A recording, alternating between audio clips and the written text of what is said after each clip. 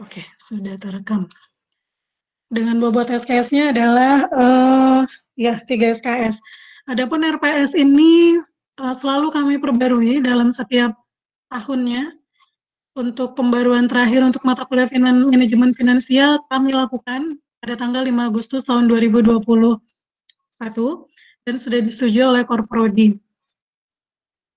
Kemudian ini adalah capaian pembelajaran serta deskripsi singkat ya. Nanti teman-teman bisa baca sendiri karena nanti akan saya share juga ini RPS-nya di LMS.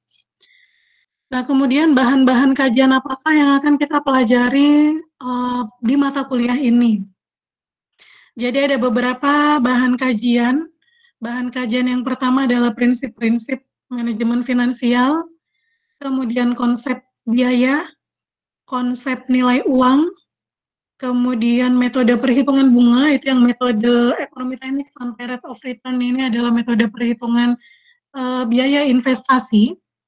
Kemudian ada evaluasi investasi, kemudian pemilihan alternatif, analisa sensitivitas, break-even point, dan depresiasi serta pajak. Pustakanya banyak sekali di luar sana, teman-teman boleh pakai pustaka apapun. Untuk mata kuliah manajemen finansial itu mungkin akan kesulitan mencari buku, mencari paper, atau mencari e-book dengan nama manajemen finansial. Teman-teman boleh cek buku-buku ekonomi teknik. Sebagian besar bahan kajiannya diadopsi dari ekonomi teknik. Kemudian media pembelajarannya online dan offline. Adapun offline ini nanti mungkin akan menyusul ya, bergantung dengan kondisi kondisi COVID yang ada di Balikpapan. Nah, kemudian ini adalah rencana pembelajaran semesternya.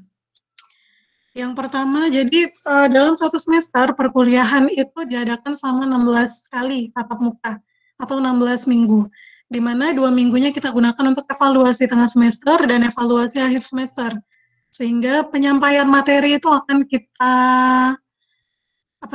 kita lakukan selama 14 kali, minimal 14 kali tatap muka. Adapun kalaupun ada kelebihannya itu disesuaikan dengan kebutuhan mata kuliah gitu. Jadi misalkan kita merasa ada kekurangan dalam materi yang disampaikan gitu ya, waktunya nggak cukup, maka kita akan alokasikan waktu-waktu tambahan sesuai dengan kesepakatan yang sudah kita sepakati tentunya. Oke. Kemudian pada hari pertama, pada minggu pertama ini ya pendahuluan ya, memahami definisi dan konsep dasar serta lingkungan dalam manajemen finansial. Kira-kira kita mau ngapain aja dalam manajemen finansial? Apakah teman-teman akan belajar apa ya? Belajar menghitung uang bulanan teman-teman, uang saku gitu ya? Atau teman-teman akan diajak seolah-olah teman-teman punya suatu usaha, suatu organisasi, perusahaan, dan sebagainya gitu, sehingga teman-teman harus belajar mengelola keuangannya. Nah, nanti itu kita akan pelajari di sini. Kemudian pada minggu kedua, minggu depan kita akan belajar tentang prinsip manajemen finansial dan pentingnya investasi. Nah, di sini kita akan belajar tentang konsep biaya secara umum. Secara lebih khusus, secara umumnya hari ini akan saya sampaikan. Kemudian cash flow, kemudian nilai uang terhadap waktu. Nilai uang terhadap waktu ini teman-teman sudah belajar metode-metode yang tadi sudah disebutkan ya, annual, kemudian yang metode perhitungan bunga seragam gitu. Nah, itu gimana nanti akan kita pelajarin. Itu sampai sampai minggu ke-7. Di minggu ke-8 atau sesuai dengan jadwalnya kita akan evaluasi tengah semester. Kemudian dilanjutkan minggu ke-9 sampai minggu ke-14. Oke, nah ini adalah rencananya. Kemudian ada lagi komposisi nilai evaluasi. Nilai-nilai teman-teman itu didapatkan dari mana? Jadi yang pertama dari tugas terstruktur. Tugas terstruktur ini apa ya? Tugas-tugas harian yang diberikan kepada teman-teman, baik secara individu ataupun secara berkelompok. gitu. Nah, karena dengan adanya program MBKM ini ya, MBKM ini kan baru 1 tahun terakhir gencar suaranya kemana-mana gitu.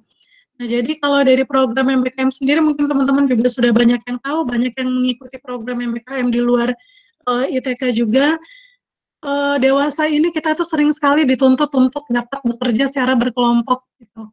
Nah, jadi bekerja secara individu adalah suatu hal yang memang diperlukan, tetapi jangan lupa untuk kerja secara kelompok agar kita dapat membentuk karakter ketika nanti teman-teman ada di dunia yang profesional gitu. Teman-teman sudah kerja atau mungkin teman-teman lagi magang gitu ya, teman-teman lagi kuliah praktek. Nah, itu kan ada Saya berat lagi. nilai-nilai gimana? Barusan ada yang ngomong? Ya, saya Oke. juga ini mau sambil kerja juga ya. Oke. Ya benar. Jadi ada nilai-nilai selain nilai akademik eh, yang harus kita bawa gitu. Nah, nilainya apa aja ya? Nilainya yang paling umum itu etika ya, bagaimana cara kita berinteraksi atau berkomunikasi dengan orang lain. Nah, kemudian ada lagi role play. Role play ini seperti apa? Role play ini yang kami rencanakan. Jadi desain rancangan pembelajarannya itu berupa tugas kelompok. Kemungkinan besar nanti akan tugas kelompok, di mana tugas kelompok ini teman-teman akan menyampaikan pendapatnya. Jadi semacam presentasi tetapi bukan presentasi. Gitu. Nah, gimana ya, role play itu kan permainan ya teman-teman. Nah, jadi kita nanti akan bermain di dalam kelas. Semoga walaupun kita online itu nanti dapat terfasilitasi dengan baik, dapat kita lakukan juga dengan baik gitu role play-nya. Kemudian role play sendiri 13%. Kemudian kuisnya ada 15%. Kuis ini akan kita lakukan 2 kali, sebelum UTS dan sebelum UAS. Kemudian ada UTS sendiri, ada UAS sendiri, UTS-nya 25%, UAS-nya 30%, keaktifannya 7%. Ini ada di slide sih sebetulnya ya keterangannya, mungkin nanti akan, mungkin diskusinya nanti setelah kita sudah ketemu sama slide-nya. Oke, kemudian ini adalah kontrak kuliah, kesepakatan antara saya dan teman-teman. Jadi keterlambatan kehadiran di dalam kelas lebih dari 15 menit setelah jam masuk kelas akan diberi sanksi tidak diizinkan mengikuti perkuliahan kepada mahasiswa yang bersangkutan. Nah, tetapi kan ini hanya berlaku ketika kita offline. Ketika teman-teman online, sebetulnya saya tipikal orang yang tipikal dosen yang saya nggak apa-apa gitu kalau teman-teman terlambat. Yang penting tidak nggak gaduh gitu ya. Jadi pas masuk kelas ya nggak berisik. Begitu misalkan di tengah perkuliahan ada kepentingan lain sehingga harus meninggalkan kelas pun itu juga nggak heboh gitu. Jadi silakan tetap masuk, silakan kalau memang sudah lelah kuliah ada urusan lain, silakan meninggalkan kelas tetapi ya pelan-pelan aja gitu dengan santun. Karena kan balik lagi ya, ini sudah sering saya sampaikan, teman-teman adalah seorang mahasiswa gitu. Teman-teman adalah mahasiswa yang sama-sama sudah dewasa, kita kan sama-sama manusia dewasa. Jadi saya yakin teman-teman punya prioritas. Ketika teman-teman terlambat bukan berarti ini kuliahnya tidak penting, tapi mungkin bisa jadi teman-teman ada kesibukan yang jauh lebih penting di luar sana. Begitupun ketika teman-teman mau meninggalkan kelas nih di tengah-tengah. Saya akan mengasumsikan bahwa bukan berarti kelasnya ini mata kuliahnya tidak penting, tapi ada prioritas lain yang harus didahulukan. Jadi tolong terkait prioritas ini disusun sendiri ya teman-teman. Disusun masing-masing sesuai dengan kebutuhan. Kalau saya sih pengennya teman-teman masuk tepat waktu, bukan tepat waktu juga sih, tapi masuk mengikuti mata kuliah dengan baik. Kalau memang ada pertanyaan ya ditanyakan, kalau ada masukan, nah siapa tahu saya salah gitu, saya juga bisa diingatkan. Kemudian keterlambatan kehadiran dosen lebih dari 10 menit setelah jam masuk, maka akan ditiadakan, namun mahasiswa akan dianggap hadir. Tetapi saya biasanya menginformasikan ke ketua kelas, kalaupun saya terlambat, ataupun saya tidak masuk. Itu saya informasikan ke ketua kelas atau di grup kelas, kalau memang saya ada di situ gitu. Tapi saya nggak perlu dimasukin juga nggak ada masalah sih. Yang penting informasinya sampai ke teman-teman. Kemudian kecurangan yang meliputi plagiat atau mencontek dalam setiap evaluasi akan diberi sanksi nilai 0 atau E. Nah ini mungkin ini ya, ada yang beranggapan ini hanya formalitas gitu, karena kalau memang masih online gini, ya memang akan susah pengawasannya. Tapi saya percaya teman-teman, kalaupun teman-teman mau nyontek, itu ya karena teman-teman butuh diskusi. Bukan karena teman-teman, aku nggak bisa, jadi aku mau nyontek aja biar nilaiku bagus. Semoga nantinya nggak seperti itu. Karena kembali lagi, apa yang kita pelajari selama 1 semester ke depan itu buat teman-teman. Kalau buat saya, sifatnya kan kalau ada pengetahuan yang baru ya saya akan belajar lagi gitu. Jadi saya upgrade ilmu.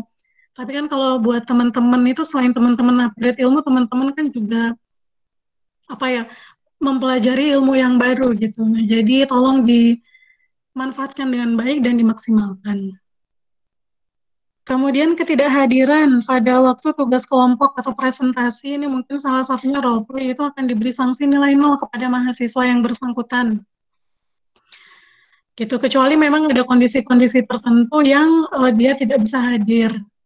Tapi tetap kalau untuk presentasi ya kita tidak bisa mundurin ya, kita nggak bisa mundurin. Jadi kalau memang kebetulan pada hari itu, harinya presentasi ada yang berhalangan, ya dikelaskan aja nilai individunya.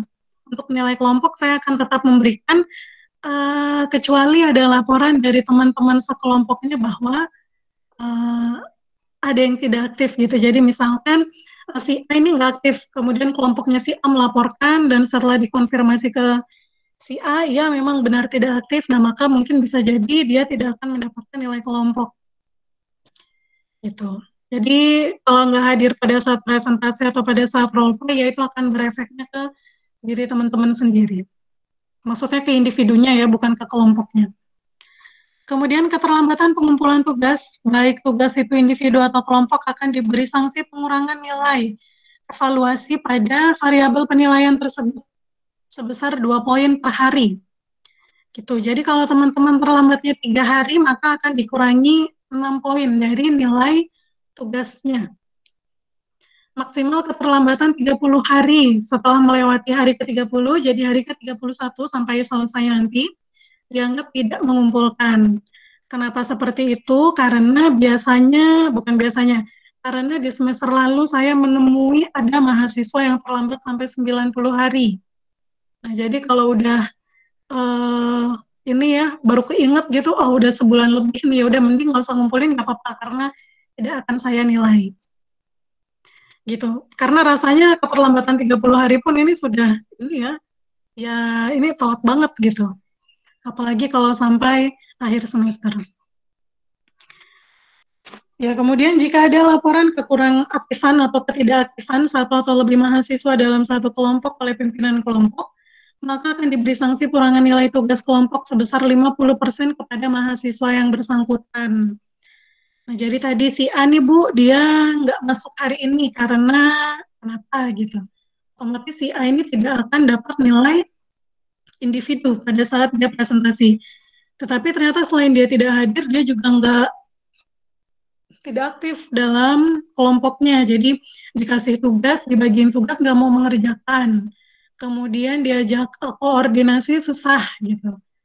Nah itu selama ada laporan dan sudah ada konfirmasi dari kedua belah pihak, maka penilaiannya pun tidak bisa disamakan dengan teman-teman lain yang aktif.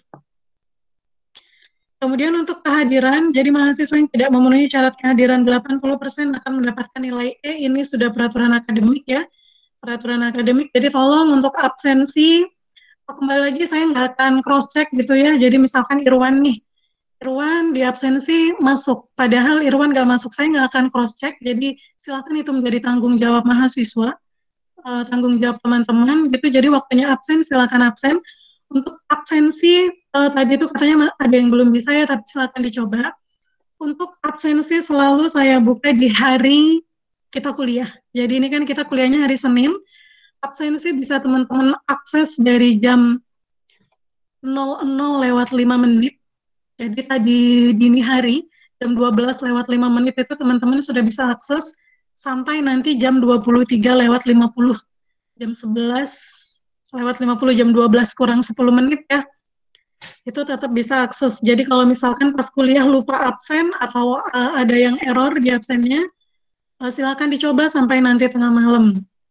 Gitu dicoba aja dulu. Gitu. Terus nanti Bu, ini gimana? Saya masuk setiap hari sih, nggak masuk, nggak pernah masuk, tapi kok dia tetap bisa ikut ujian. Nah kembali lagi ya, eh, saya nggak bisa ngontrol teman-teman yang datang ini berapa orang, yang nggak datang berapa orang gitu. Bisa sih saya nanti absen di awal perkuliahan gitu. Jam 1 kita masuk absen dulu.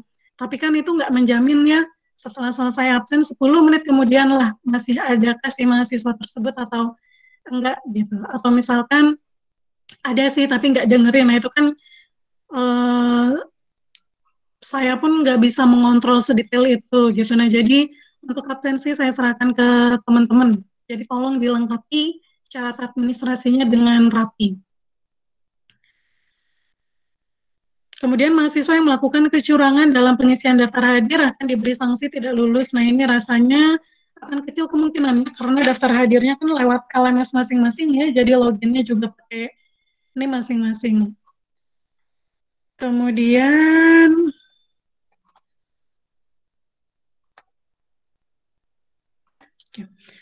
Kemudian, mahasiswa yang membantu mahasiswa lain dalam kecurangan dalam pengisian daftar hadir akan diberi sanksi pengurangan 20% dari keseluruhan nilai evaluasi.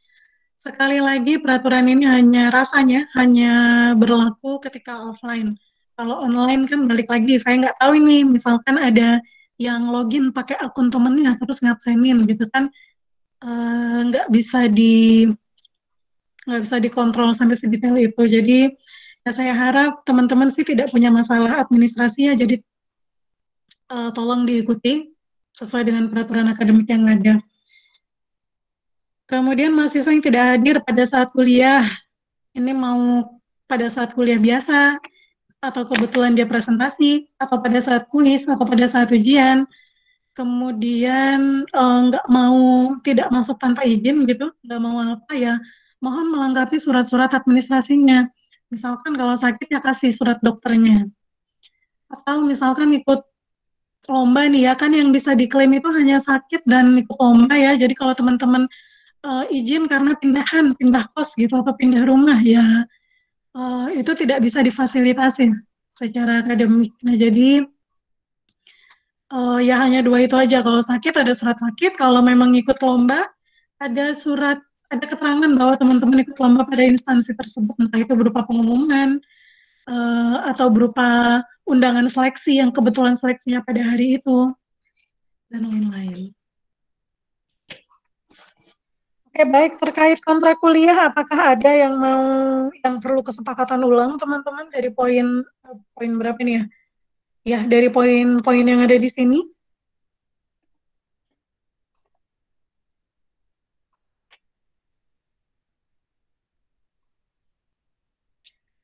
Tidak ada. Oke, saya lanjutkan ke yang lain kalau gitu. Kalau dalam setiap pertemuan saya lupa rekam, tolong diingatkan karena nanti rekamannya pun akan saya kasih ke teman-teman. Jadi mungkin yang pada saat jam perkuliahan apa namanya berhalangan gitu, atau mungkin sambil ada kerjaan yang lain biar bisa tetap keep up sama materinya.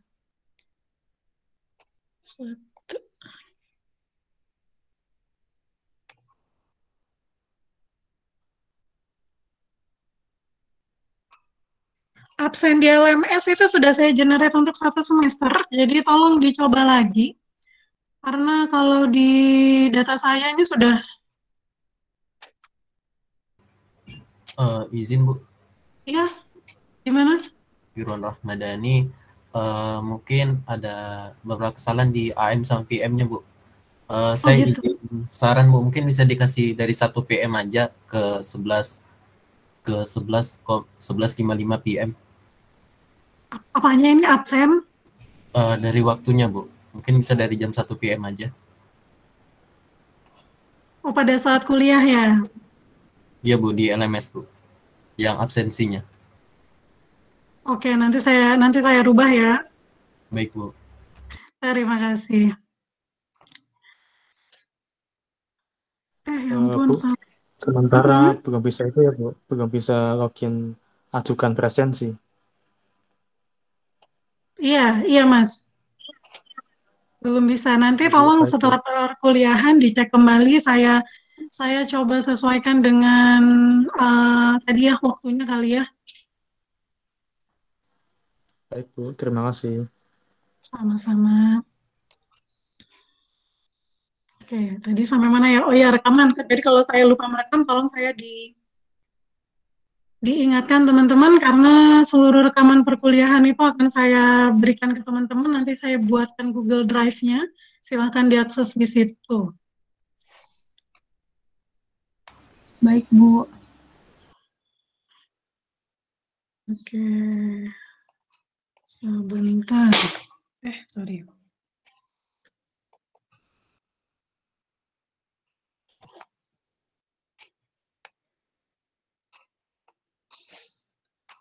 Ini kok nggak bisa ini ya? Oke.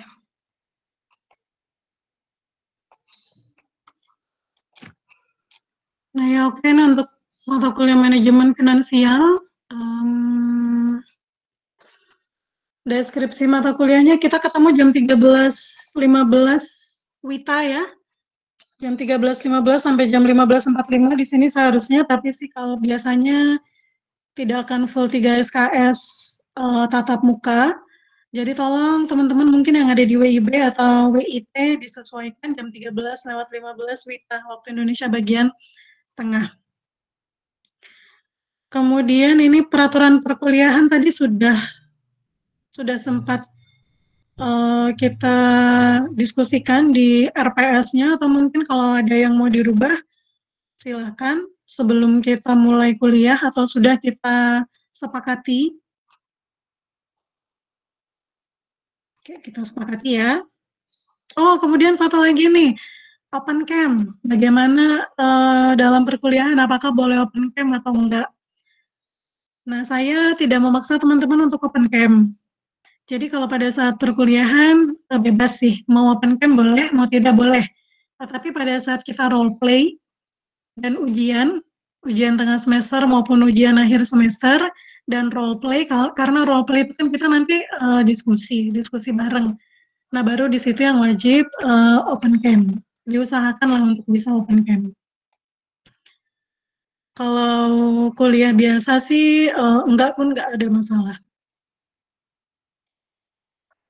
Nah, kemudian ini adalah komposisi penilaiannya, insya Allah sama dengan yang ada di RPS. Jadi tugas 10%, tugas akan diberikan sedikitnya 2 minggu sekali, sebanyak-banyaknya 1 minggu sekali, sehingga minimal jumlah tugas yang dikerjakan oleh mahasiswa adalah 6. Nah, 6 ini termasuk role play. Nah, jadi role play itu nanti teman-teman akan dapat tugas dulu, kemudian hasil dari tugasnya itu yang kita diskusikan bersama. Kemudian ada kuis, 15% kuis diberikan sebelum evaluasi. Role play-nya 13%. Role play-nya ini FGD ala-ala gitu ya, buat belajar teman-teman nanti pada saat ngelamar kerja ini kepake juga, ngelamar beasiswa FGD itu juga terpakai. Kemudian UTS dilaksanakan pada minggu ke-8 dengan jadwal yang akan diumumkan nanti. UAS ini pada minggu ke-16 dengan jadwal yang juga akan diumumkan nanti. Kemudian keaktifan ada 7%. Nah, nilai keaktifan ini tidak hanya dilihat dari interaksi. Jadi misalkan kalau saya nanya gitu ya, teman-teman ngasih feedback atau enggak saya tanya pun teman-teman ada yang ngasih feedback. Nah, keaktifan tidak hanya dinilai dari situ. Gitu. Jadi termasuk salah satunya ketepatan pengumpulan tugas gitu. Tidak terlambat. Ketepatan untuk masuk meeting room. Nah, ini setelah saya praktekkan semester lalu itu ternyata susah juga ngontrolnya, jadi ya udahlah ini nggak masuk gitu ya. Nah, jadi keaktifannya berupa apa ya? Berupa interaksi yang kita lakukan. Dan interaksi itu nggak cukup interaksi aja ya, jadi kalau misalnya lagi diskusi atau ada teman yang presentasi, kemudian menurut teman-teman kurang tepat nih penjelasannya, mau nyanggah kan ya. Nah, bagaimana cara teman-teman nyanggah? Bagaimana cara teman-teman memberikan sanggahan dan menanggapi sanggahan itu seperti apa. Nah, kan kita diskusi bukan berantem. Nah, jadi ini nanti yang harus dikontrol gitu. Saling menjatuhkan teman itu jelas nggak boleh ya teman-teman. Jadi itu nanti juga akan masuk salah satu aspek penilaian untuk keaktifan. Proporsi nilainya apakah ada yang mau dirubah atau udah gini aja udah cukup? Kenapa UTS dan UAS ini berbeda dan lebih besar UAS? Karena materi pada saat UAS itu, nah ini, biasanya itu materi UTS ya sebelum UTS. Materi UAS adalah materi setelah UTS. Nah itu saya rasanya untuk mata kuliah ini nggak bisa seperti itu karena setiap materi itu berkesinambungan. Makanya di sini bobotnya lebih besar daripada UTS. Tapi kalau mau disamakan ya nggak ada masalah sih saya. Gimana? Ada masukan terkait proporsi penilaian? Dari saya Bungkus insya ya? Allah sepakat, Bu. Oke, terima kasih Irwan. Oke, mari kita bungkus. Nah, ya ini tadi peraturan perkuliahan, komposisi penilaian, serta kontrak ya, kontrak kuliah gitu, perjanjian dalam perkuliahan. Selebihnya kalau ada hal-hal lain yang tidak kita bahas pada siang hari ini dan kemudian kita alami gitu, nantinya bisa kita diskusikan lebih lanjut.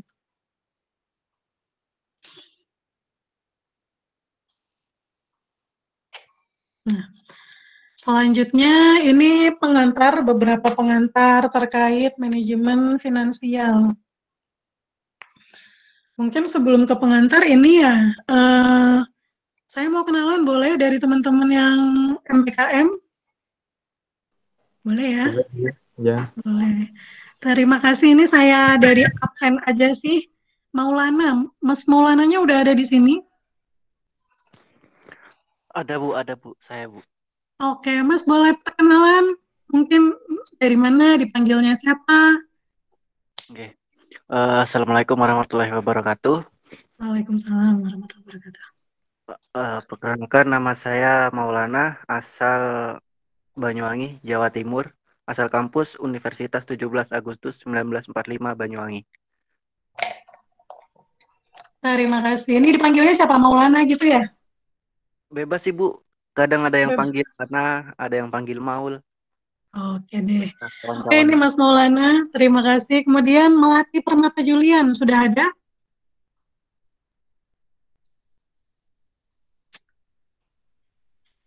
Melatinya nggak ada ya? Nggak ada di kelas ya?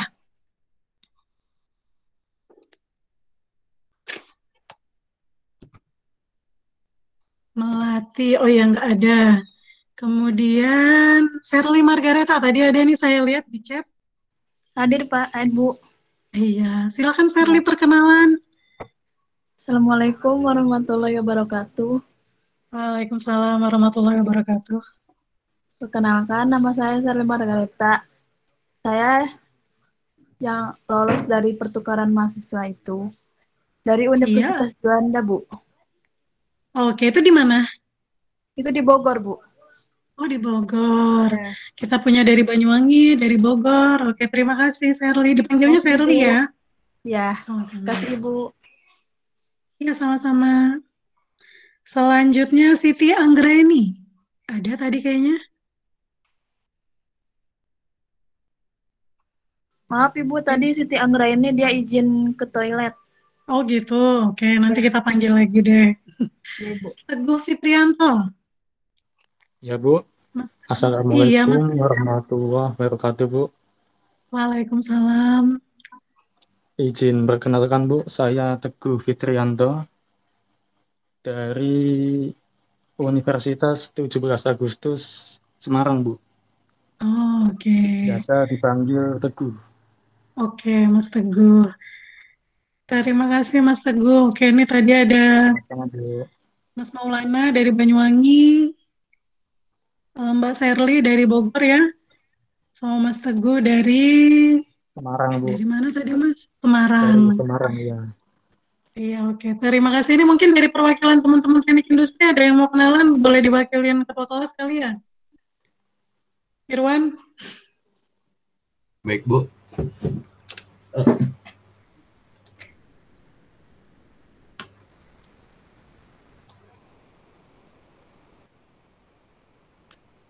Irwan jangan deg-degan. Kenalan biasa aja Irwan. Iya, Bu.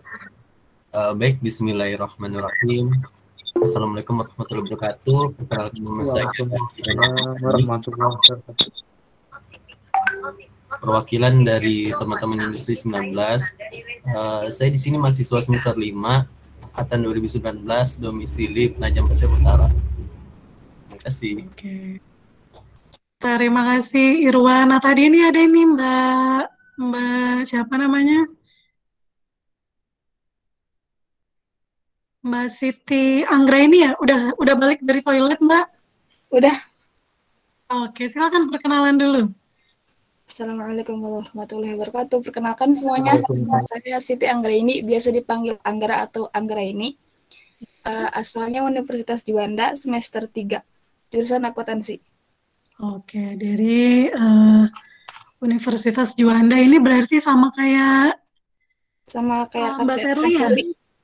Ya. Oh, Iya Bu, sama Serly. iya, oke. Terima kasih teman-teman. Semoga kalau saya nggak pernah bilang saya ini ya kita kuliah gitu. Jadi ya kita diskusi gitu karena kebetulan saya sudah lebih dulu belajar dibandingkan teman-teman gitu, lebih lama belajarnya. Jadi saya memberikan informasi yang saya tahu. Nah, bisa jadi pada saat ini tuh namanya ilmu pengetahuan itu perkembangannya sangat pesat. Jadi kalau ada teman-teman yang punya informasi lebih update dibandingkan saya tuh nggak apa-apa. Silahkan disampaikan ke saya. Gitu. Nah, oke, kita lanjutkan sedikit pendahuluan basa-basinya gitu ya. Nah, jadi manajemen finansial itu di sini ada menurut Newman dan Kohar, mereka ini adalah suatu disiplin ilmu yang berorientasi pada pengungkapan dan perhitungan nilai-nilai ekonomis yang terkandung dalam suatu rencana kegiatan keteknikan. Nah, jadi ya intinya sih kita belajar terkait bagaimana mengatur keuangan. Baik ketika kita akan berinvestasi, investasi di sini tuh kalau kita ngomongin company ya, investasinya tuh ke alat gitu, ke mesin, ke sumber daya manusia gitu. Kita mau beli mesin, apakah layak atau tidak pembeliannya, lifetime-nya berapa lama gitu. Kalau kita beli 1 miliar tapi ternyata cuma dipakai 1 bulan gitu, dan ternyata dirasa kurang signifikan kehadiran ini ya, kepentingan si pembelian mesin ini tadi ya, berarti kan bisa jadi itu tidak layak. Nah, jadi di sini kita akan belajar terkait itu. Gitu. Kita belajar tentang butuh nggak sih kita membeli sesuatu kita atau cuma kepengen. Nah, jadi lingkupnya memang corporate gitu ya. Kita ngomongin skala yang lebih besar, tapi kalau teman-teman mau mengaplikasikan ke kehidupan sehari-hari atau mungkin yang skala yang lebih kecil itu ya bisa banget gitu. Dimulai dari diri sendiri gitu. Kalau mau jajan, butuh nggak ya, penting atau tidak gitu. Kalau misalkan nggak dibeli, efeknya apa? Sedangkan kalau dibeli selain bahagia nih, ada nggak sih efek yang lainnya? Gitu. Ternyata bahagia sih, tapi habis itu 1 minggu makannya ini Indomie aja. Nah, itu kan juga nggak bagus buat kesehatan. Nah, kita akan belajar untuk mempertimbangkan dari sisi itu. Bukan untuk memilih yang paling murah, bukan untuk memilih yang paling bagus, bukan untuk memilih yang paling dekat gitu ya. Misalkan, oh ini adanya di kota sebelah mesinnya ada, ya udah kita beli aja. Padahal mesin yang dibutuhkan atau item yang dibutuhkan itu nggak kompatibel sama kebutuhan kita. Gitu. Oke. Manajemen finansial dulunya ini ekonomi teknik ya. Ekonomi teknik mungkin kalau tadi ada yang dari akuntansi nggak akan jauh berbeda, tapi memang akan ada perbedaannya sedikit karena kita dalam pengambilan keputusannya kita memperhatikan nilai-nilai keteknikan begitu. Nah, jadi adanya manajemen finansial ini diakibatkan karena banyaknya pilihan yang muncul.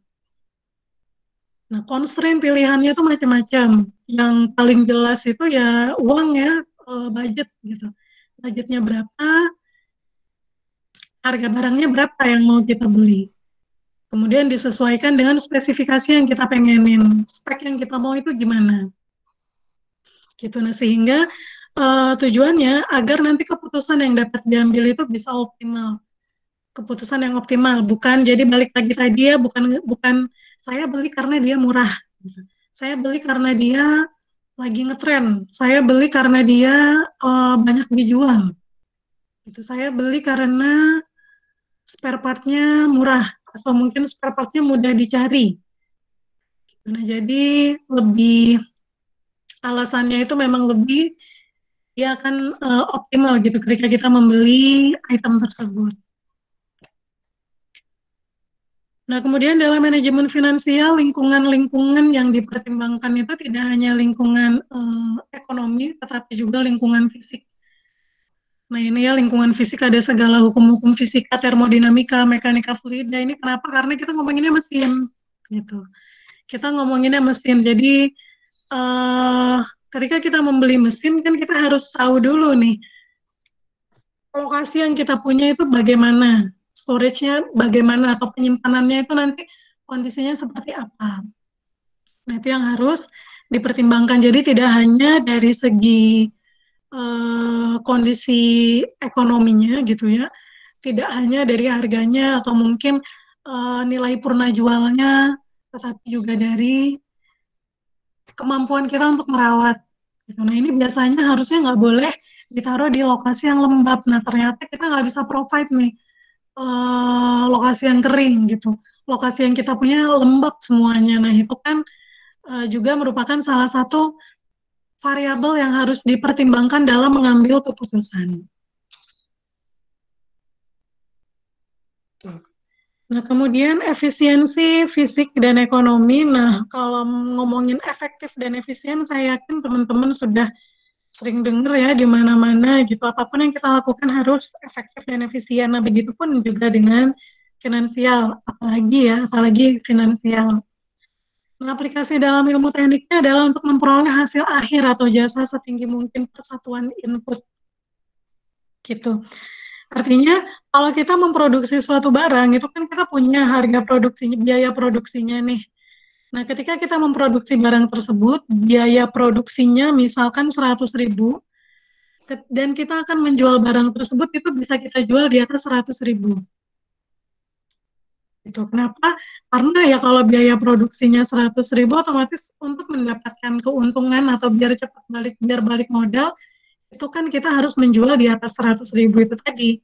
Nah, jangan lupa di tengah-tengah biaya produksi itu ada juga tuh biaya distribusi, kemudian biaya iklan, advertising itu kan juga perlu. Kemudian biaya apa lagi nih, biaya perawatan, apakah include di dalamnya atau tidak. Gitu.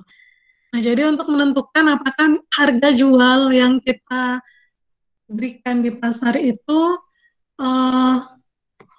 dapat diterima oleh pasar atau enggak. Jadi orang kalau ngelihat harganya segitu masih bisa lah gitu. Masih bisa dibeli karena masih terjangkau dan secara kualitas pun juga sudah baik, sudah bagus. Nah, sehingga banyaknya item yang diproduksi dan banyaknya biaya produksi yang sudah dihitung di awal itu nggak asal-asalan gitu. Jadi memang dipikirkan dengan baik dan benar. Jadi kan kalau misalkan teman-teman mata kuliah apa ya kira-kira, kalau dulu itu ada teknopreneur, sebelumnya itu kewirausahaan, jadi disuruh jualan gitu.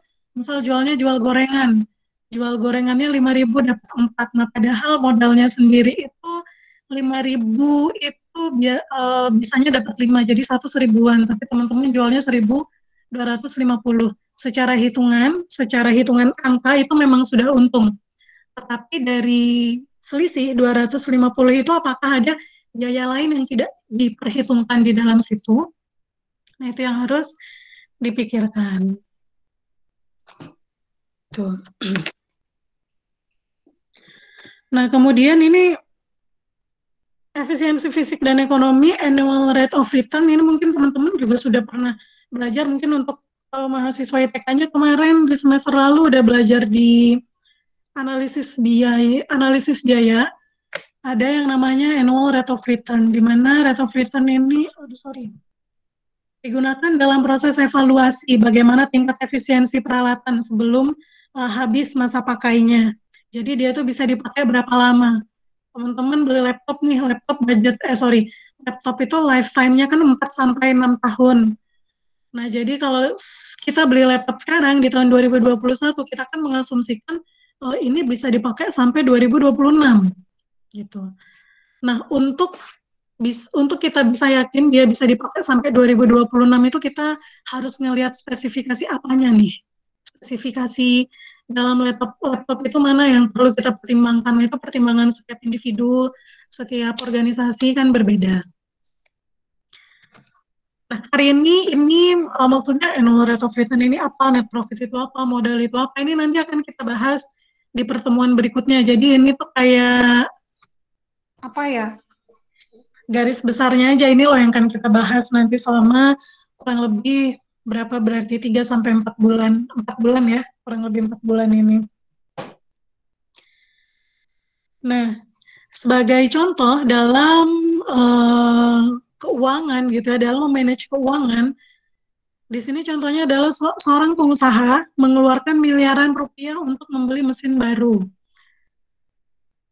Nah, dalam efisiensi ekonomi itu biasanya kita sebagai orang ketiga itu orang yang kita sebagai orang ketiga yang nggak punya kebutuhan ya, tidak punya kepentingan dengan pembelian mesin itu ya, kita mikirnya mubazir banget beli alat tapi sampai miliaran rupiah. Nah, padahal sebagai user, sebagai pengguna alatnya bisa jadi ya memang itu yang dia butuhkan gitu. Nah, jadi apa yang menjadi kebutuhan orang lain, nah ini kan basic ekonomi ya, apa yang jadi kebutuhan orang lain itu sebetulnya bisa jadi bukan kebutuhan kita dan sebaliknya.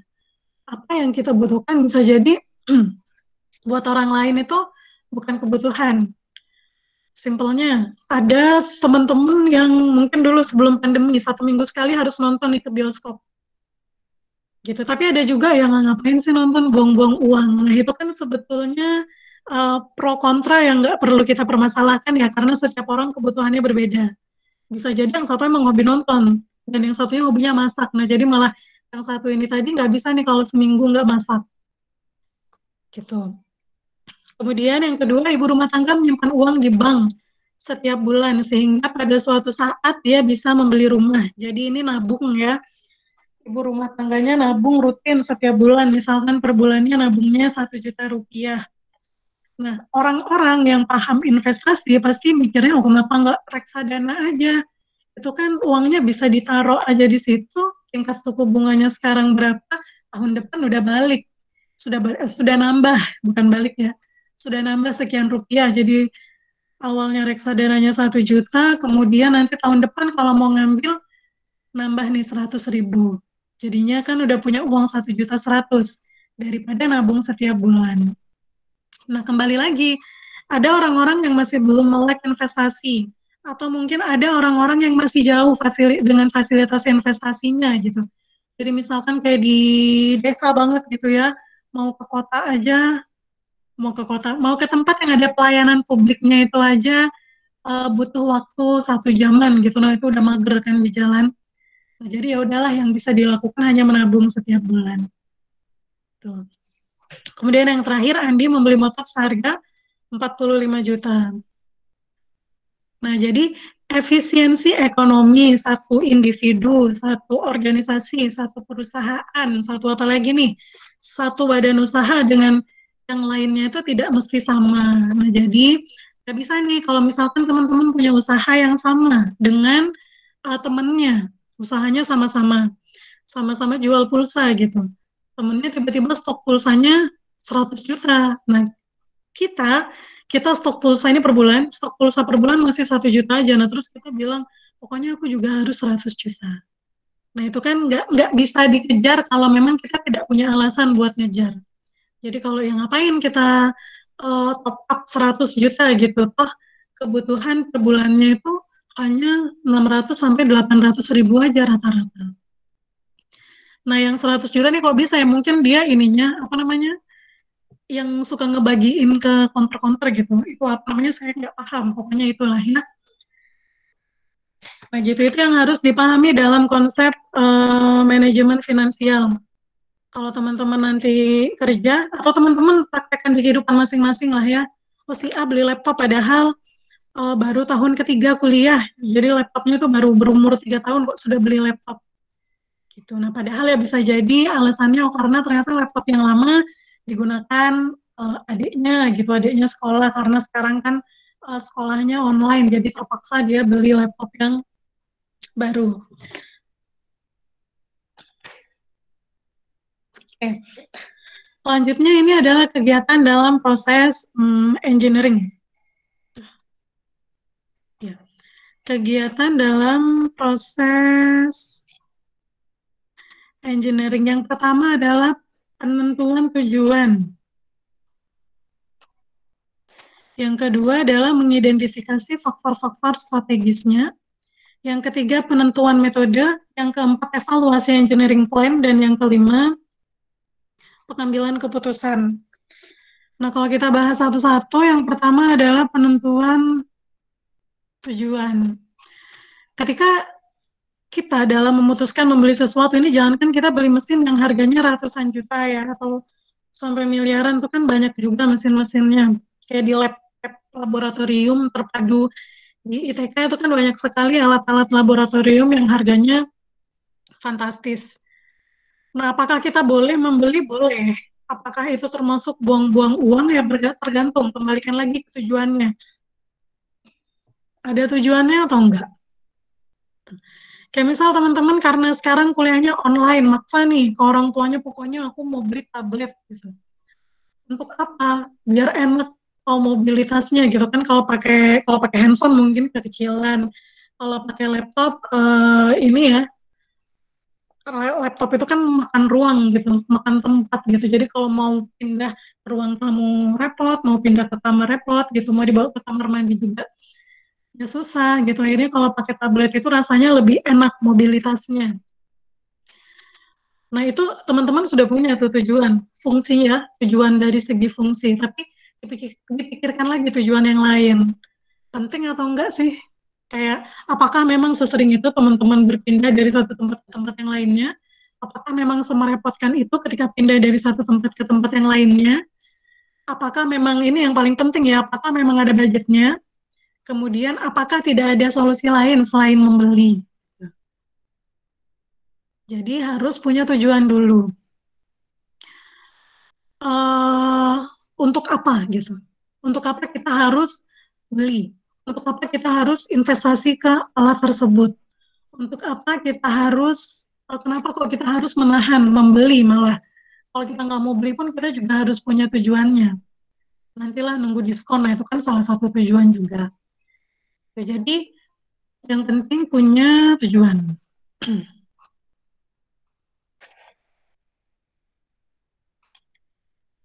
Selanjutnya, identifikasi faktor strategis. Nah, jadi faktor pembatas concern-nya. Jadi, saya udah punya nih tujuannya, beli tablet gitu. Beli tab itu sudah tahu nih fungsinya apa dan semuanya oke dari segi, apa namanya, dari segi budget, kemudian skala prioritasnya itu tinggi. Terus kalau mungkin teman-teman yang udah ambil analisa keputusan gitu ya, sampai pakai metode-metode tertentu untuk memutuskan beli atau tidak, ternyata keputusannya adalah beli. Dipikirkan lagi identifikasi dari faktor strategisnya. Dipikirkan lagi dari mana tadi?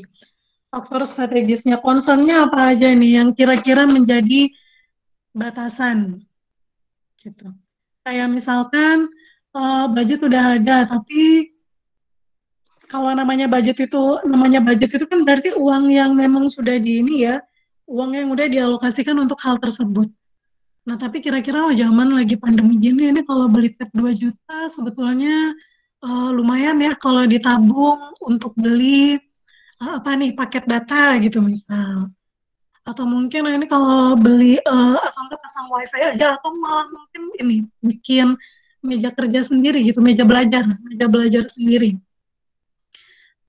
Bikin itu nggak nukang ya maksudnya teman-teman, jadi mungkin teman-teman makeover kamar, dibuat sedemikian rupa yang sampai jadinya nyaman gitu. Itu juga bisa. Nah, jadi ada macam-macam ininya, constraint-nya.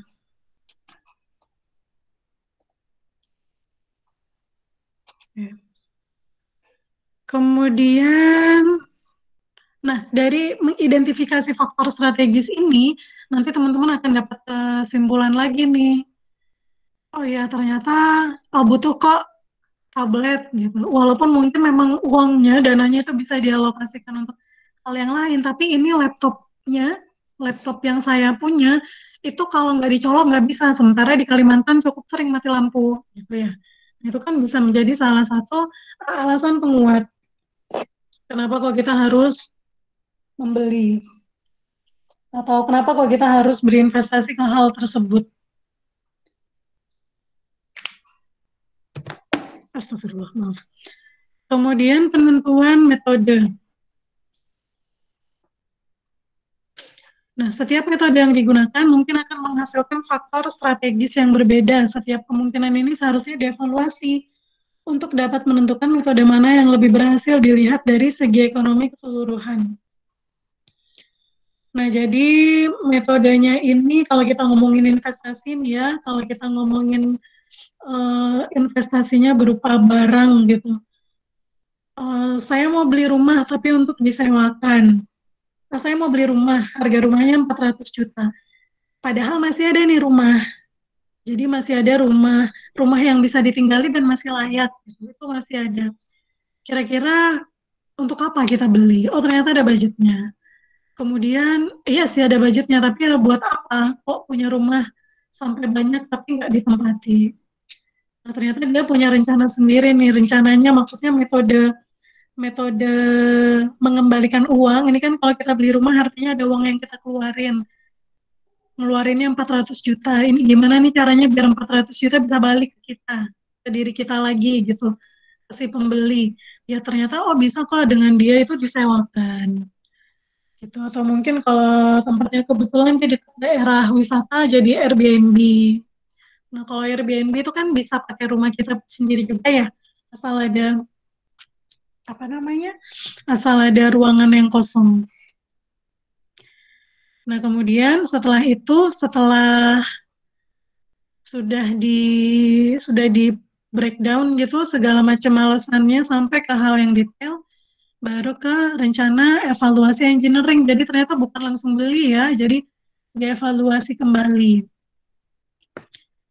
Nah, jadi dievaluasi lagi nih bergantung. Di sini nih hanya beberapa variabel. Dari banyaknya variabelnya ada berapa? Variabelnya ya banyaknya itu disesuaikan dengan variabel apa yang bisa teman-teman temukan. Gitu. Nah, jadi ini misalkan jumlah investasi yang dibutuhkan mau beli tab tadi ya, beli berapa ya tabnya, beli 1 atau beli 10 gitu. Nah, itu nanti bisa diputuskan di sini. Rencananya sih beli 1 aja. Kenapa? Soalnya tabnya itu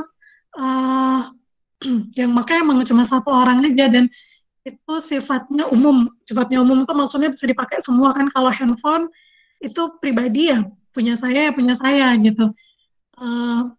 Sekar nggak bisa nih pinjam handphone saya buat sekedar main-main, apalagi dalam jangka waktu yang lama. Nah, kalau tablet ini karena dia sifatnya lebih umum, bisa digunakan oleh seluruh keluarga, jadi belinya cukup 1.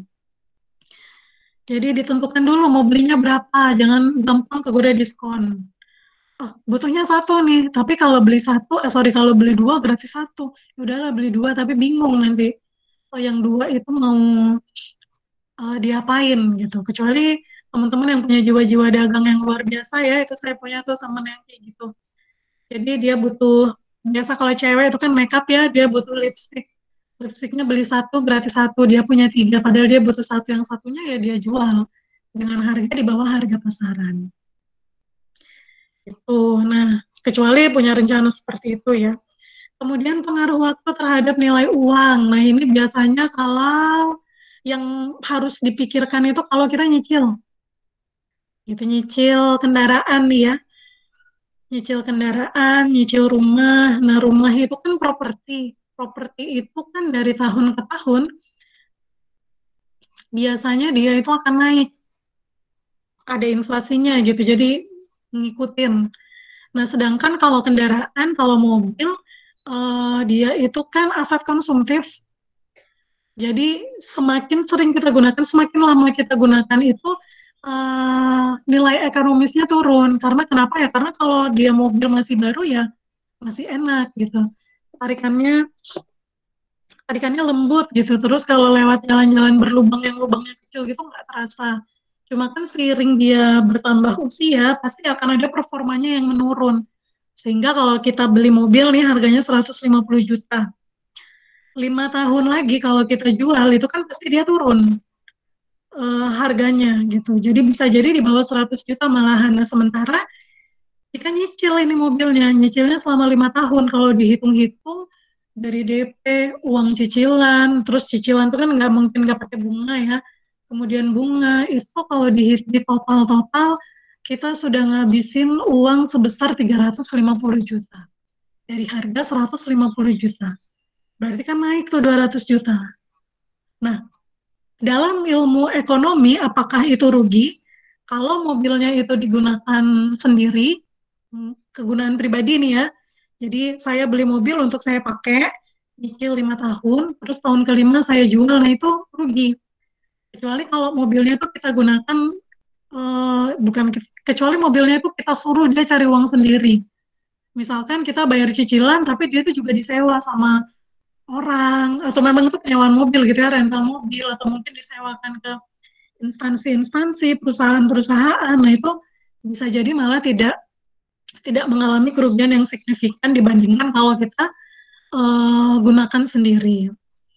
Jadi harus dipikir apakah kalau saya nyicil mobil selama 5 tahun itu uang yang akan saya terima, harga mobilnya nantinya kalau saya jual, walaupun belum tentu dijual, itu akan sesuai dengan pengorbanan yang udah kita lakuin 5 tahun yang lalu. Apalagi nih yang biasanya perlu dipikirkan kalau mau ini beli sesuatu. Kalau makanan kan langsung habis ya, jadi paling penyesalannya aduh timbangan naik gitu. Atau mungkin aduh udah timbangan naik, besok harus hemat 1 minggu, ya udah di situ aja gitu. Penyesalannya itu tidak dalam jangka waktu yang panjang. Ini gadget, itu sekarang kita kalau ngomongin handphone, itu handphone udah ada yang seharga motor ya.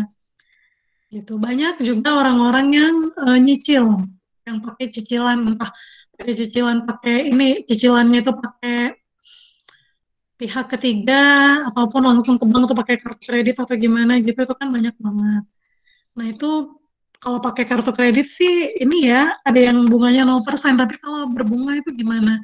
Jadi kita beli beli HP tadi ya, beli handphone harganya 20 juta, dicicil selama 1 tahun, nanti itu tahun depan dia harganya udah turun. Udah nggak 20 juta lagi, jadi 15 juta. Nah, pertanyaannya apakah mencicil itu salah? Ya enggak. Kalau ini kita nggak ngomongin salah dan benar ya, ini kan kita membicarakannya dari sudut pandang nilai ekonomi. Kadang-kadang itu apa yang terjadi di kehidupan, realitinya itu memang sulit untuk kita kaitkan dengan teori-teori ekonomi yang ada. Tapi paling nggak teman-teman punya bekal nih, punya pengetahuan dulu. Oh ya ternyata harus diperhitungkan loh yang seperti itu. Gitu. Kemudian laju penyusutan mesin dan alat. Gitu. Bentar ya.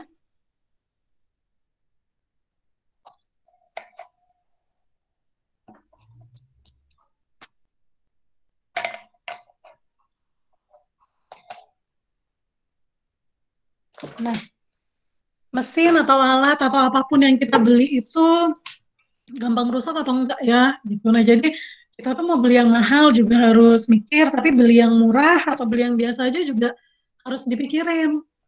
Nanti kalau kita beli yang penting punya gitu. Jadi handphone yang kalau handphone sekarang sih udah banyak ya yang bagus-bagus.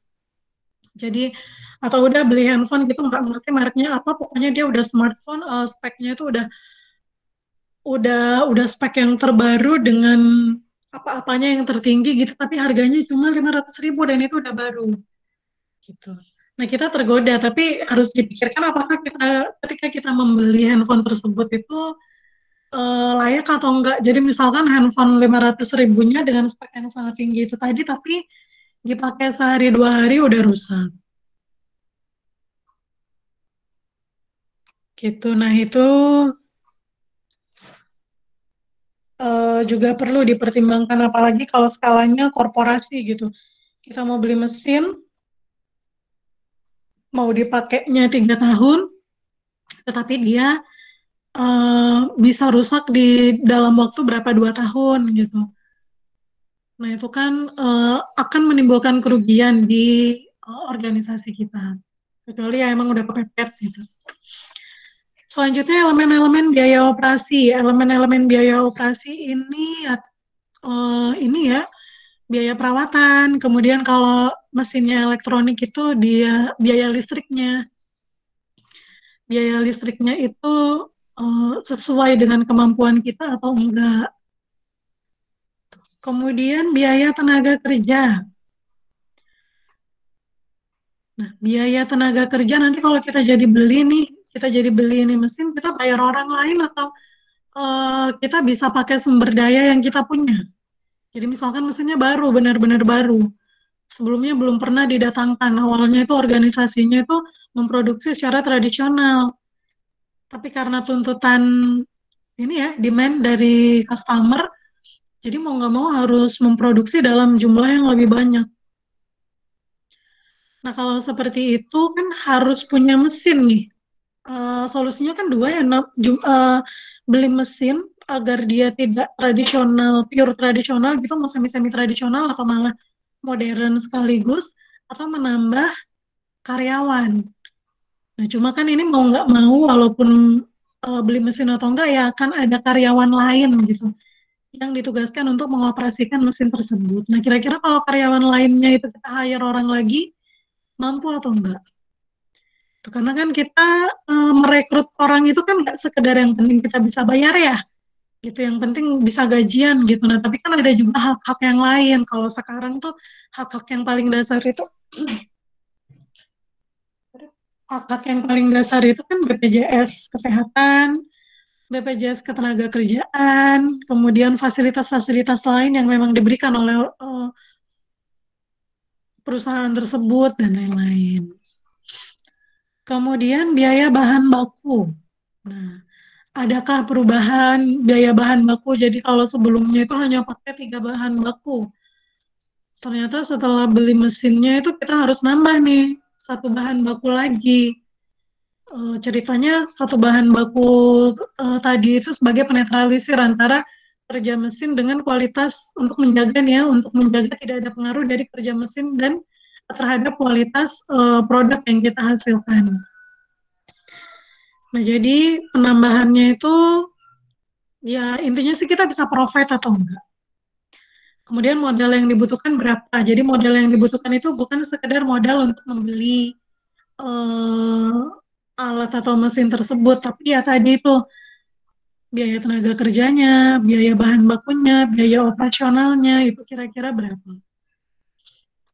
Itu tempatnya. Kalau tempatnya ada sih enak ya, tapi kalau tempatnya ternyata udah nggak ada, ini mau ditaruh di mana? Butuh penyimpanan secara khusus atau enggak? Kayak kalau mesin-mesin yang ada di laboratorium itu kan, terutama ini laboratorium kimia gitu, kebanyakan kan mereka itu sensitif terhadap suhu. Gitu. Jadi ada yang suhunya ya harus dijaga biar dia di suhu ruang. Nah, itu kalau teman-teman di Surabaya itu panasnya minta ampun ya. Nggak tahu sih sekarang, tapi katanya masih panas. Di Surabaya itu panas, jadi suhu ruangnya Surabaya dengan suhu ruang yang ada di Balikpapan ya berbeda. Nah, itu untuk menjaga suhu ruang sesuai dengan kemampuan mesinnya itu bagaimana. Kemudian tingkat pajak pendapatan. Nah, ketika kita membeli sesuatu, otomatis kita bayar pajak. Entah bayarnya itu sekali pada saat kita beli, Jadi kayak misalkan teman-teman ke Alfamidi gitu ya, itu kan sebetulnya barang-barang yang kita yang kita beli itu sebetulnya kan dikenai pajak, atau mungkin dibayarnya per periode kayak motor, mobil, kendaraan itu kan pajaknya per tahun gitu. Kemudian bangunan, kalau bangunan itu kan ya harus bayar PBB. Kemudian ada lagi pajak untuk skala organisasi, itu kan pajaknya juga ada sendiri. Nah, jadi diperhitungkan semua dari A sampai Z, karena kan ada prinsipnya kalau kita membeli sesuatu tuh pengennya nggak rugi ya, kepengennya sih tetap bermanfaat dan secara maksimal gitu, dari barang yang kita beli sampai dia udah nggak bisa dipakai lagi. Kemudian yang terakhir, pengambilan keputusan. Baru deh diambil kesimpulannya. Jadi kesimpulannya beli, tidak beli, atau sewa. Biasanya itu kan gitu kalau mesin. Gitu. Jadi oke, kita beli, tapi kita nggak usah nyicil. Kita pakai dana yang tersedia aja, walaupun over budget, tapi kan biasanya yang namanya organisasi itu kan idealnya, nah kita sebagai manusia ini, kalau kita ngomongin financial planner ya, kita sebagai manusia itu kan katanya harus punya dana tabungan minimal 3 kali dari kebutuhan kita per bulan. Jadi kalau teman-teman per bulannya itu ngabisin duit, ini ya semua biaya hidup, makan gitu, biaya hura-hura 2 juta gitu, nah otomatis di tabungan ya teman-teman harus punya minimal 6 juta. Walaupun katanya yang terbaru saya ikuti minimal 5 bulan, jadi harusnya 10 juta. Nah, jadi perusahaan pun pasti akan punya dana-dana seperti itu. Jadi walaupun melebihi budget ya, tapi dia worth to buy kok. Layak untuk dibeli. Gitu. Kemudian, nah kalau di sini harus diikuti dengan aspek ekonomi dan aspek kemanusiaan. Maksudnya, kalau aspek ekonomi yang menguntungkan dari segalanya ya, tidak hanya dari harga, tapi dari manfaat. Nah, untuk aspek kemanusiaan itu, yang pertama, aspek kemanusiaan itu melingkupi user friendly. Jadi manusia itu bisa manusia ya. Kita itu bisa memakai dengan mudah tanpa perlu mengorbankan nyawa gitu. Jadi kayak nggak bahaya lah alatnya. Sekalipun alatnya ini bahaya, high maintenance gitu, tapi kita punya orang-orang expert yang bisa handle. Kemudian kalau outputnya adalah limbah si produksinya, maka limbahnya itu dapat diolah kembali, atau mungkin dapat disimpan dengan baik agar tidak mencemari lingkungan sekitar. Gitu. Jadi yang perlu dipikirkan adalah bukan hanya untung secara finansial, tetapi juga manusiawi. Gitu. Nah, ini PR besar buat teman-teman gitu. Kenapa? Karena mungkin baru 10-15 tahun terakhir ya, green environment itu digalakan lagi gitu, dan sekarang itu sudah mulai banyak sekali program-programnya. Nah, nanti ketika teman-teman kerja pun juga seperti itu. Jadi saya mau kerja yang gajinya 20 juta gitu, tapi ternyata dia itu tidak ramah terhadap lingkungan. Nah, kalau kita mau idealis gitu ya, karena kita cinta lingkungan, ya udah saya nggak mau kerja. Tapi ya, harapan saya sih teman-teman mikirnya panjang gitu ya. Ini kalau nggak kerja, artinya kan kita nggak punya pendapatan nih ya. Sementara kita butuh nih pendapatan. Jadi kerja dulu lah sambil nanti pelan-pelan membawa perubahan. Ya, gitu juga bisa. Atau memang kalau idealis ya nggak apa-apa. Saya pokoknya nggak mau kerja di sana. Kalau gitu saya mau belajar, ambil sertifikasi lagi biar saya bisa jadi konsultan. Nanti kalau saya udah bisa jadi konsultan, saya datengin lagi ke perusahaannya. Saya perbaiki, saya bantu untuk perbaiki. Nah, itu juga boleh, juga bagus. Nah, kemudian secara umum financial management itu prosesnya seperti ini. Jadi dia proses dalam pengambilan keputusannya itu harus memikirkan dampak jangka panjangnya. Kenapa? Karena mesinnya nggak murah. Itu aja sih alasannya. Alasan sederhananya kita membeli apapun tuh tidak akan murah. Gitu. Nah, jadi kalau karena kita belinya itu nggak murah, artinya si barang yang kita beli ini harus kasih kita keuntungan. Gitu. Ini karena saya cewek ya, jadi mungkin mbak-mbaknya nih beli kalau ngelihat YouTube, lihat beauty vlogger gitu, rasanya semua mau dibeli. Kadang-kadang pernah kan kepikiran, si Tasya Farasya aja punya lipstick sampai 150, kenapa kok aku nggak bisa?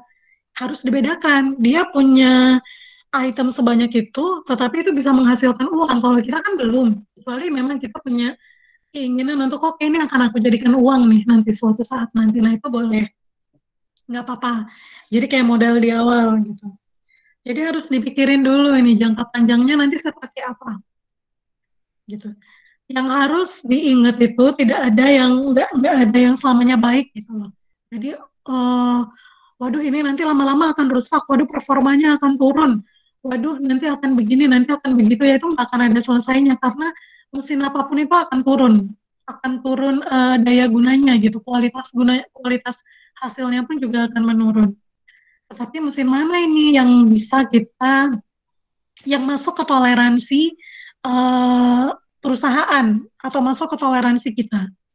Udahlah nggak apa-apa dia turun, nanti turunnya juga 3 tahun, masih ada waktu 2 tahun buat ngumpulin duit lagi untuk beli mesin yang baru nanti di tahun kelima.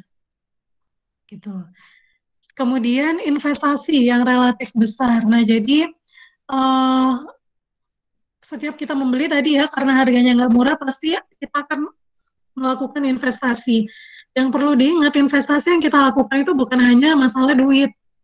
Gitu yang kita keluarkan bukan hanya uang, tenaga ya jelas lah ya, tapi kan yang kita keluarkan, yang kita relakan ketika kita beli alat tersebut itu kan ada banyak. Kita merelakan uang, kemudian kita merelakan sesuatu yang seharusnya bisa kita beli nih kalau kita nggak beli alat itu tadi. Kita bisa merelakan kayak misalkan harusnya ada family gathering nih, door price-nya itu mobil 5, tapi karena kita beli alat ya udahlah door price-nya TV aja, TV yang maksimal harganya 8 juta.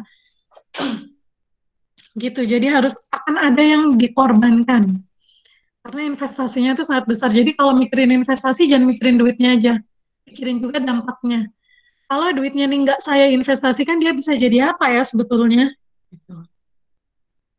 Gitu. Kayak teman-teman ini misalkan mau makan. Nah mau makan itu kan sebetulnya yang penting makan, asal kenyang.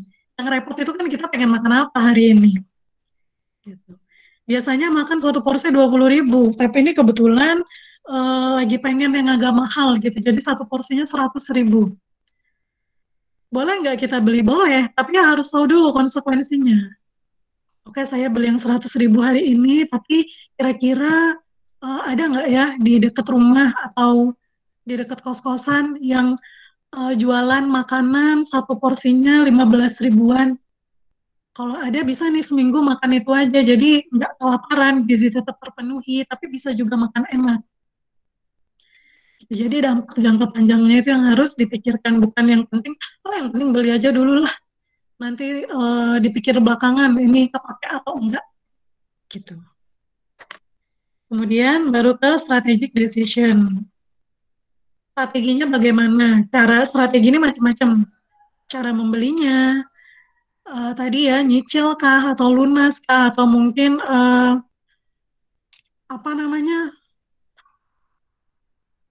bukan mencicil sih, tapi melunasi dengan tempo yang singkat gitu. Jadi misalkan oke, ini saya beli, saya langsung lunas tapi 3 bulan ya. Jadi saya bayarnya per bulan gitu. Kalau nyicil kan minimal setahun misal.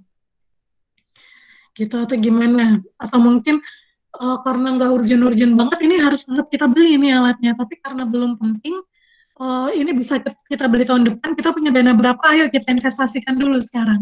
Biar tahun depan dananya nambah banyak. Gitu, sehingga kelebihannya bisa digunakan untuk biaya operasional selama berapa tahun. Gitu. Nah, kemudian selanjutnya adalah konsep biaya dan bunga. Nah, biaya ini ada apa aja? Jadi biaya ini ternyata ada biaya investasi, ada biaya operasional, ada juga biaya perawatan. Biaya operasional dan biaya perawatan ini beda ya. Jadi biaya investasi itu kalau kita ngomongin kendaraan, ketika teman-teman beli motornya, itu adalah biaya investasi. Kenapa investasi? Ya karena kalau saya punya motor, saya bisa ke kampus, nggak bingung. Apalagi ini mungkin teman-teman yang ada di Jawa ya, jadi untuk diketahui ITK ini akses kendaraan umumnya kan masih jarang ya teman-teman ya. Saya tuh udah lama juga nggak ke kampus soalnya. Saya nggak tahu angkot itu udah bisa masuk atau belum. Nah, jadi akses kendaraan umumnya itu sangat-sangat terbatas sekali. Jadi kalau teman-teman mahasiswa nggak punya kendaraan pribadi ya harus tahu ini ke kampusnya tuh naik apa. Bareng temen misalkan, atau mungkin naik ojek online, atau ngapain gitu.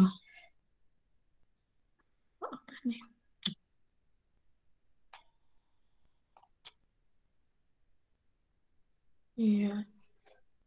Nah, itu adalah biaya investasi. Jadi kalau saya nggak punya kendaraan pribadi, saya akan susah mobilitasnya. Kemudian biaya operasional. Biaya operasional ini biaya bensin sehari-hari. Tuh, biaya bensinnya itu berapa dalam 1 bulan. Kemudian biaya perawatan. Biaya perawatan ini teman-teman servis, ganti oli, kemudian berapa bulan sekali harus ngapain ya, ganti ban gitu. Misal setahun sekali harus ganti ban. Gitu. Itu yang saya lakukan karena rumah saya ke kampus kan jauh ya. Jadi rasanya ganti-ganti ban, ganti-ganti apa lagi ya. Pokoknya ada aja yang diganti. Nah, itu adalah bagian dari biaya perawatan. Nah, oh ininya telat ya, suatu pengorbanan yang dibutuhkan untuk mencapai tujuan yang diukur dengan nilai uang. Selanjutnya, biaya investasi adalah aktivitas yang mengandung unsur pengorbanan atau pengeluaran untuk suatu harapan di masa yang akan datang. Ini penjelasannya ya, jadi biaya yang dikeluarkan untuk persiapan kebutuhan usaha. Gitu. Kemudian jumlah relatif besar dan memiliki dampak jangka panjang. Kemudian memperhatikan faktor investasi.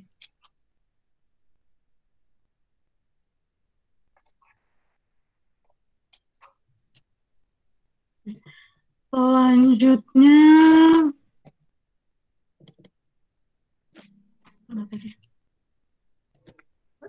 biaya operasional, biaya yang dikeluarkan untuk dapat menjalankan aktivitas usaha sesuai dengan tujuan. Nah, biaya operasional ini harus selalu ada, harus selalu disiapkan sebelum proses tersebut berjalan. Gitu. Jadi dia tuh nggak boleh kosong. Ini kayak modal harian gitu ya. Kalau mungkin teman-teman yang orang tuanya punya usaha warung gitu, itu kan pasti ada tuh modalnya itu kan biasanya buat angsuran orang-orang yang beli. Jangan kan usaha warung ya, Indomaret, Alfamidi itu kayaknya mereka juga pasti punya modal. Gitu. Jadi buat ngangsulin tuh, buat ngembaliin duit dari customer. Selanjutnya, biaya perawatan, biaya yang dikeluarkan untuk menjaga performa kerjanya agar selalu siap beroperasi. Gitu. Nah, jumlah pengeluarannya dibedakan menjadi biaya perawatan rutin dan insidental. Nah, rutin itu kayak tadi tuh ya, yang servis, ganti oli. Kan kalau nggak salah ganti oli itu sekian bulan sekali, servis sekian bulan sekali. Yang kira-kira insidental atau nggak terduga gitu. Dia kayak tiba-tiba bannya bocor gitu, padahal baru 1 bulan yang lalu ganti ban. Sobek ya bannya. Tiba-tiba bannya sobek, nah jadinya harus beli ban lagi. Kemudian, nah ini life cycle phase. Ini fase-fase kita dalam berbelanja. Ini kita ini konteksnya bisa individu, bisa juga ini ya perusahaan gitu atau organisasi. Gitu. Jadi ya tetap yang namanya proses pembelian barang atau pembelian sesuatu itu diawali dari kebutuhan. Butuh atau enggak gitu. Nanti kalau teman-teman ada yang Saya nggak butuh sih Bu, pokoknya saya lihat lucu aja saya ambil. Nah, itu bisa diaplikasikan ketika kita punya apa ya namanya itu. Nah, mungkin nanti teman-teman yang dari ekonomi akuntansi itu yang lebih paham ya, itu namanya uang nganggur gitu. Uang nganggur itu uang yang nggak kepake untuk apa-apa. Jadi biaya operasional sudah selesai, biaya misalkan kalau kita ini kalau sehari-hari nih ya, jadi kayak biaya listrik, biaya air, biaya apalagi wifi, telepon, pulsa itu sudah selesai. Kemudian belanja bulanan, biaya belanja dalam 1 bulan itu sudah dialokasikan, sudah menabung, ada nih 500.000. Nggak tahu lagi duit buat apa. Nah itu namanya uang nganggur karena uang yang tidak ada dialokasi. Gitu. Jadi uang nganggur itu bukan uang tabungan itu tidak nganggur. Ya, nah itu yang harus teman-teman pelajari. Ini mumpung teman-teman masih muda kan ya, jadi biar nanti ketika kerja pegang uang itu nggak hilaf. Itu jadi uang tabungan itu bukan uang nganggur karena teman-teman kan dalam menabung itu ada tujuannya ya, tapi memang uang tabungan itu bisa dipakai kalau kepepet. Tapi kalau kayak misalkan mau beli sepatu doang gitu ya, padahal sepatunya di rumah sudah ada dan tidak ada yang rusak, terus kita pakai uang tabungan karena menurut kita ini penting nih beli sepatu dan apa namanya mungkin mumpung diskon nih jadi harus beli. Nah itu namanya kita nggak menggunakan uang nganggur, tapi memang menggunakan uang tabungan untuk sesuatu yang kurang prioritas gitu. Nah itu saya nggak bisa bilang itu salah ya karena kembali lagi ini kan dikembalikan ke individunya masing-masing atau ke organisasinya masing-masing. Nah, kemudian bunga atau interest. Ini kalau teman-teman nabung ini dapat bunga sekian persen atau apa ya? Reksadana gitu. Atau nyicil nih. Oh, bisa nih nyicil motor. Cicilannya sekian 1 juta per bulan tetapi bunganya 8% ya per bulannya. Nah, itu adalah bunga. Nah, bunga itu didapat dari utang saat ini dikurangi jumlah pinjaman awal. Ini nanti gimana akan kita bahas ini mungkin pertemuan minggu ketiga kalau nggak salah saya juga lupa ingat. Pokoknya nanti akan kita pelajari.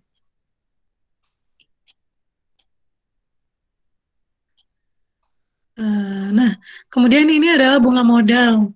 Dana lebih yang dibayarkan oleh orang lain karena meminjam dana disebut keuntungan bagi yang meminjamkan dan bunga bagi si peminjam. Contohnya, Andi meminjamkan uang kepada Budi sebesar 1 juta dengan tingkat bunga 20% selama 1 tahun. Maka uang yang harus dikembalikan sama si Budinya itu kan 1 juta plus 20%-nya. 1.200.000 ini ya, yang di sini. Buat Budi, 200.000 ini adalah bunga. Karena kan dia harus membayar lebih dari yang dia pinjam. Sedangkan buat Andi, ini adalah profit. Karena dia menerima lebih dari yang dia keluarkan kemarin atau menerima lebih dari yang dia pinjamkan kemarin. Nah ini nanti kita juga akan pelajari.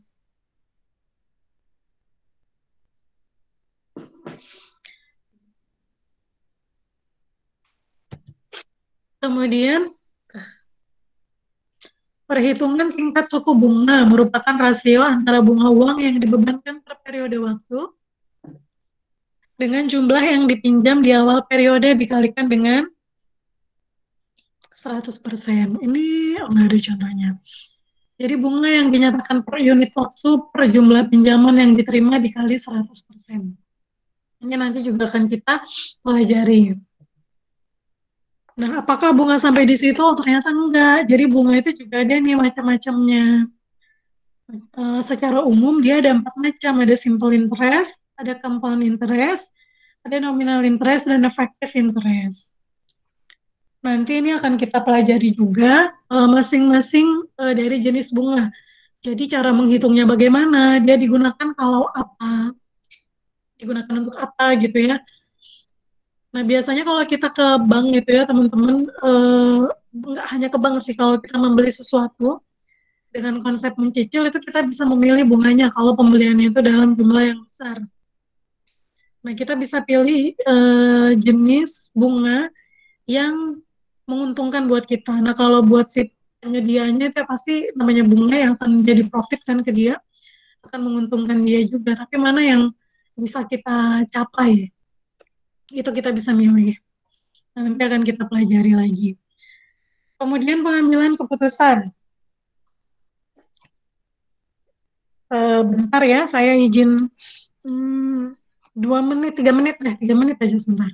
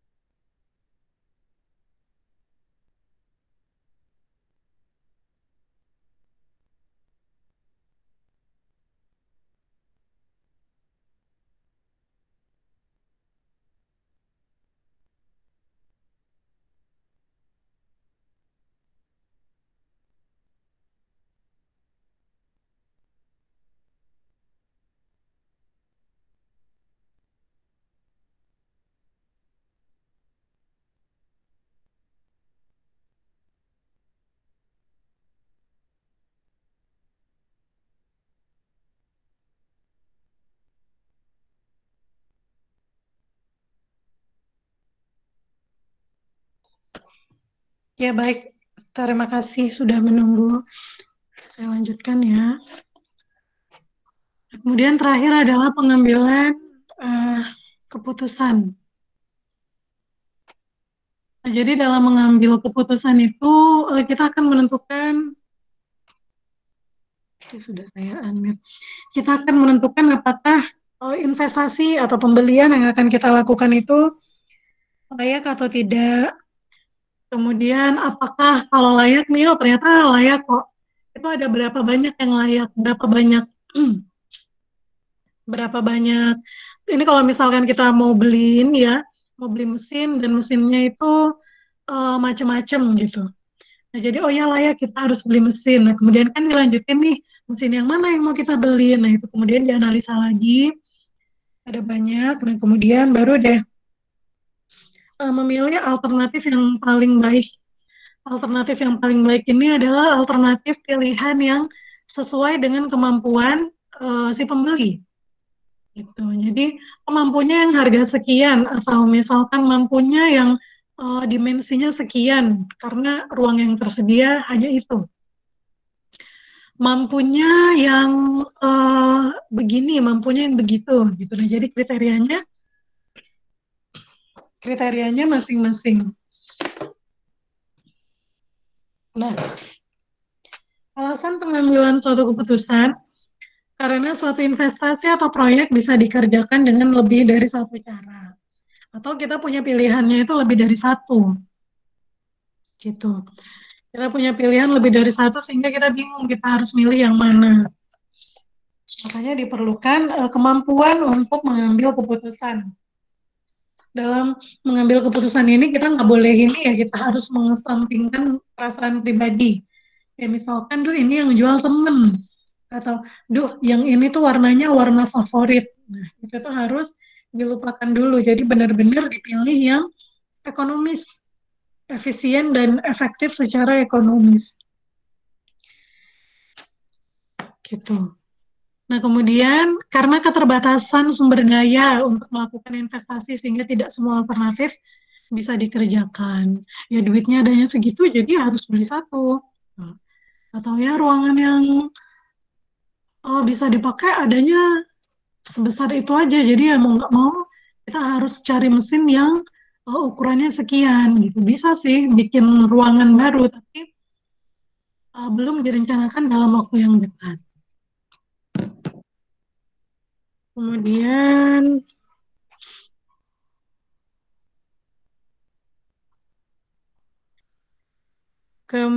seorang akuntan ini memiliki keahlian untuk menyajikan informasi masa lalu yang bisa dipakai sebagai patokan dalam pengambilan keputusan.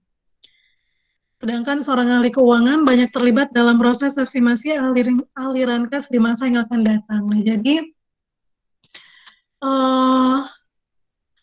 apapun profesi kita nantinya nih ya, mau teman-teman itu nanti ada di bagian keuangannya atau enggak gitu, mau teman-teman ada di misalkan jadi bendahara gitu ya, atau yang megang duit, mau megang duit ataupun nggak megang duit, nantinya teman-teman harus paham, harus sudah ada di mindsetnya bahwa apa yang kita rencanakan itu memang yang kita butuhkan. Apa yang kita beli itu memang apa yang kita butuhkan. Dan selain itu, apapun yang kita beli itu kita tahu ini, kita harus beli dia kapan. Gitu. Jadi nanti ketika 1 atau 2 tahun, ketika perkiraan lifetime dari kita itu mau berakhir, kan kita memperkirakan nih, itu kayaknya cuma bertahan 5 tahun. Gitu. Jadi di tahun ketiga atau di tahun keempat, kita sudah harus mulai mempersiapkan penggantinya. Nah, jadi nggak boleh nih berhenti di, yang penting saya sudah beli nih sekarang, yang penting kita punya alatnya dulu nih sekarang. Gimana nanti kalau udah dia rusak itu urusan nanti. Nah, itu nggak boleh. Jadi harus berkelanjutan. Harus berkelanjutan dulu. Harus kita berpikirnya tuh harus ya lanjut gitu, nggak boleh berhenti. Biar apa? Biar kita bisa memperkirakan, biar kita bisa menghitung. Itu biar kita bisa tahu nih, kita harus punya pendapatan berapa dan kita harus punya pengeluaran seberapa besar agar kita dapat memenuhi kebutuhan kita gitu. Kebutuhan kita ya, kebutuhan organisasi. Gitu. Nah, jadi masa lalu, masa sekarang, dan masa depan itu adalah satu rangkaian utuh yang pelaksanaannya memang sendiri-sendiri, tetapi ketika kita berpikir dari masa lalu, dari dari kejadian kemarin itu kita belajar, harapannya kejadian atau keputusan yang kita ambil saat ini itu akan lebih baik daripada masa lalu. Artinya keputusan kita keputusan yang kita ambil sekarang itu adalah keputusan yang paling baik. Kita mau beli mesin itu karena kita merasa ya itu adalah keputusan yang paling baik. Untuk kedepannya nanti kita sambil evaluasi mesinnya ini kurang apa. Itu mesinnya ini butuh apa kira-kira. Bagaimana dengan biaya perawatannya, spare part-nya, kemudian ini kayak garansinya. Ternyata kita beli di tempat yang kurang profesional gitu. Jadi garansinya nggak bisa diklaim. Susah nih ngeklaimnya. Nah itu kan juga akan menjadi bagian dari evaluasi di masa yang akan datang.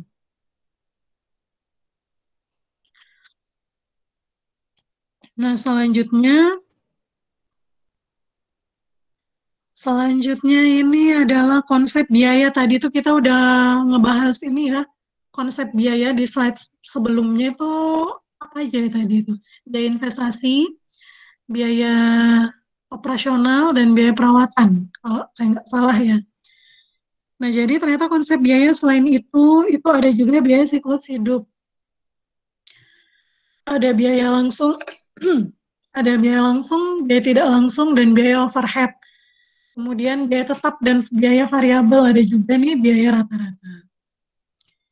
Nah, biaya siklus hidup itu terdiri dari apa aja? Dari first cost, operasional dan perawatan, serta biaya disposisi. First cost ini apa? First cost ini adalah keseluruhan biaya investasi yang dibutuhkan. Gitu. Dan dibutuhkan pada saat itu dan tidak akan berulang lagi. Kalau tadi kita servis itu kan sifatnya rutin, mau 1 bulan, 2 bulan, 3 bulan sekali, tapi kan dia rutin. Nah, first cost ini adalah yang kita keluarkan hanya pada saat itu. Pada saat teman-teman beli barangnya, pada saat teman-teman melakukan investasi. 3 bulan kemudian nggak perlu bayar itu. Itu adalah first cost. Biaya operasional dan perawatan ini yang rutin, yang terjadi berulang dalam periode waktu tertentu. Selama barang tersebut atau investasi tersebut masih digunakan. Kemudian, biaya disposisi ini adalah biaya yang diperlukan ketika si barangnya ini sudah nggak dipakai. Jadi misalkan dia sudah rusak atau mungkin dia sudah ada penggantinya. Nah, ini mau diapain nih? Mau dibuang kah? Mau dijual kah? Mau didaur ulang kah?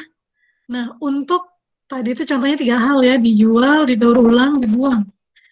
Untuk bisa merealisasikan ketiga rencana tersebut itu kan butuh biaya. Nah, itu adalah biaya disposisi. Jadi kalau mau buang nih kita harus, karena alatnya gede itu kan biasanya nggak bisa dibuang di TPA ya. Maksudnya nggak bisa langsung dibuang gitu. Jadi walaupun sama-sama di TPA tapi TPA-nya khusus. Itu atau mungkin malah ada lokasi sendiri yang melayani penjualan barang bekas pakai gitu, barang bekas pakai oleh perusahaan. Nah, kemudian kalau didaur ulang itu kan juga butuh biaya. Nah, itu berapa? Nah, itu adalah biaya disposisi. Atau yang paling umum itu biaya disposisi ini adalah biaya pada akhir siklus sehingga barang tersebut masih memiliki nilai. Gitu. Jadi kalau kita mau jual lagi itu dia masih punya nilainya. Jadi kalau ini udah rusak, tapi kalau kita buang ke tempat penampungannya itu kan biasanya dihargai. Nah, itu adalah nilai jualnya.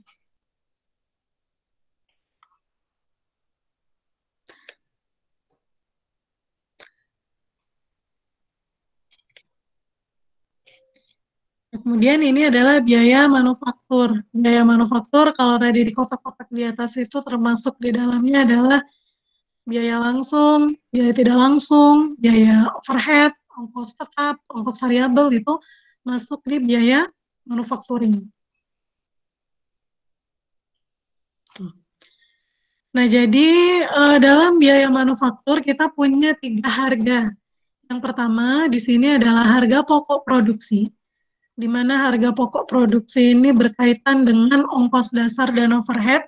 Ongkos dasar ini adalah biaya langsung dan biaya overhead. Sementara kalau ditambah lagi dengan biaya tidak langsung, dia akan menjadi harga pokok penjualan. Nah, harga jualnya itu adalah harga pokok penjualan ditambah dengan keuntungan. Kita mau untung berapa rupiah nih.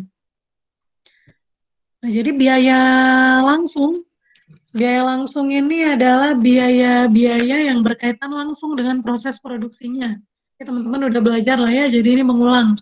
Kayak bahan baku langsungnya dan tenaga kerja langsung yang ada di pabrik, yang bersentuhan langsung dengan produk. Itu adalah biaya langsung. Kemudian biaya tidak langsung yang di sini ini adalah biaya overhead. Jadi kalau di dalam di dalam perusahaan itu kayak tadi bikin tahu nih. Nah, kedelai itu adalah biaya langsungnya, tapi packagingnya itu adalah biaya tidak langsung. Kenapa? Karena produk kita tahu, bukan packagingnya. Packagingnya itu adalah pelengkap. Cuma kalau nggak ada packagingnya ya akan jelek tahunya, kan gitu ya. Nah, jadi dia itu adalah pelengkap yang harus ada, dia masuk ke biaya tidak langsung. Nah, dan hal-hal lain yang berkaitan dengan proses produksi. Jadi misalkan cleaning service, tapi cleaning service yang ada di mana namanya, di pabrik, di production floor gitu. Nah, itu adalah di harga pokok produksi. Karena dia bekerjanya terlibat langsung di dalam proses produksinya. Nah, sementara yang di kantor-kantor nih, yang bagian ngelis gaji gitu ya, apa nih, bagian keuangan gitu, bagian HRD yang suka nerima karyawan atau membayarkan hak-hak karyawan PBPJS-nya itu tadi, bos-bosnya, kemudian biaya distribusi, biaya marketing itu masuk ke sini. Sehingga ketika ditambahkan itu menjadi harga pokok penjualan. Jadi harga pokok penjualan ini sudah termasuk A ke Z gitu, termasuk semuanya. Nah, kalau kita menjual barang sesuai dengan harga pokok penjualan, artinya kita tidak akan mendapatkan keuntungan. Gitu. Kenapa ya? Karena biaya HPP-nya nih, HPP-nya 50.000, kita jual 50.000 juga. Mau dia laku satu, mau dia laku semua, ya kita nggak akan mendapatkan keuntungan. Nah, jadi kalau biaya HPP-nya 50.000, kita naikin jadi 10.000, kita naikin 10.000 jadi 60.000, maka si 10.000-nya itu adalah keuntungan kita. Nah, HPP yang sudah ditambahkan dengan proyeksi keuntungan itu adalah harga jual. Kenapa proyeksi? Karena bisa jadi 10.000 tadi itu bukan keuntungan, bukan pure keuntungan kita, tetapi si 10.000 itu ada bagian dari 10.000, misalkan cuma 500 rupiah. 500 rupiahnya itu dari biaya tidak tetap. Misal kayak, ini listrik biasanya sebelum-sebelumnya maksimal habis 2 juta. Tapi kok tiba-tiba di bulan ini habisnya 2.500.000. Nah, itu kan mau nggak mau kan kita ngambilnya dari biaya produksi ya. Dari biaya produksi. Dari biaya penjualan.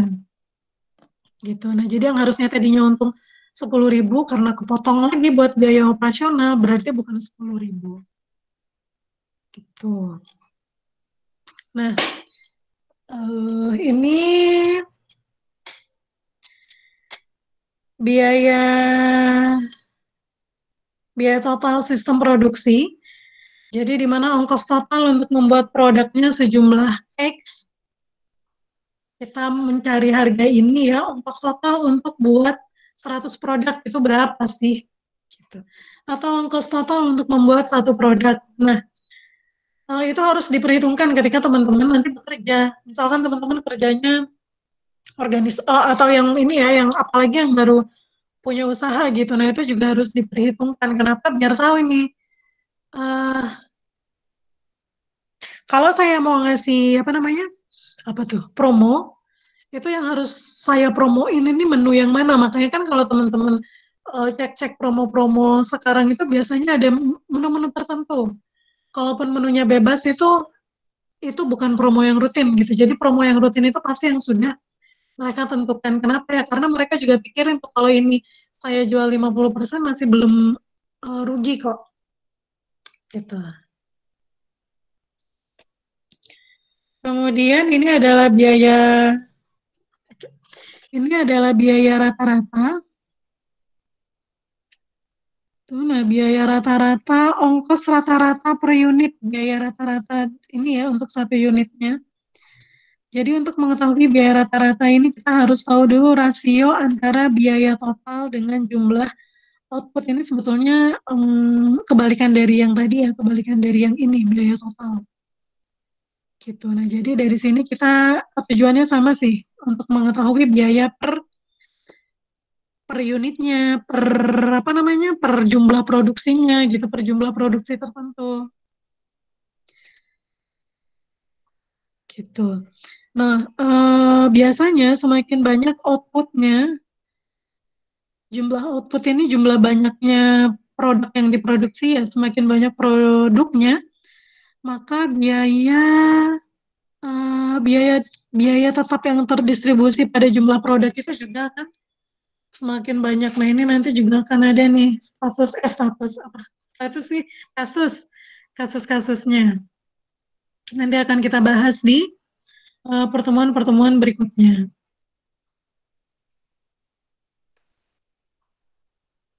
Iya. Oke, ini sudah selesai teman-teman. Nah, di sini ada satu case study, ada studi kasus untuk teman-teman.